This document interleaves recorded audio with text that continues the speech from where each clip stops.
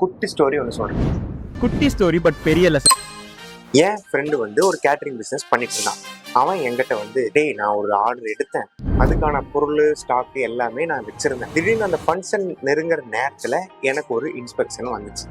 எதனால தான் இன்ஸ்பெக்ஷன் வந்துச்சுன்னு பார்த்தீங்கன்னா, அவன் வந்து அதிகமான பிளாஸ்டிக்ஸை யூஸ் பண்ணிட்டான். Like cups, plastic plates, spoons எல்லாமே பிளாஸ்டிக். இதனால அவனுக்கு கிடைச்ச விளைவு என்னன்னா ஸ்பாட் நோட்டீஸ், ஃபைன், முக்கியமா அவனோட பிஸ்னஸ் ரெப்புடேஷன். ஸோ இது அவனுக்கு மட்டும் இல்ல, இந்தியாவில் மேக்சிமமான கேட்டரிங்க்கு இதுதான் பிரச்சனை.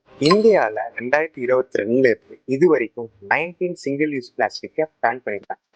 அதோட விரைவாக தான் இந்த கேட்டரிங் சர்வீஸ்க்கு வச்ச ஆப்பு. ஸோ இந்த கேட்டரிங் பிஸ்னஸும் இல்லாம ஏகப்பட்ட பேர் இதே தப்பெல்லாம் பண்ணிட்டு இருக்காங்க. அதுக்கு ஆல்டர்னேட்டிவ் தான் Ecosy products. In Ecosy products we are offering biodegradable catering service products and normal kitchen products.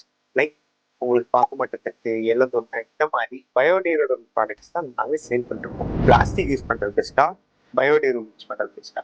Even though மிகப்பெரிய கேட்டரிங் பிசினஸ் ஆன ஏகப்பட்ட பிசினஸஸ் இப்ப எல்லாருமே எக்கோ ஃப்ரெண்ட்லிக்கு தான் மாறிட்டு இருக்காங்க. ஸோ நீங்க எப்ப மாற போறீங்க?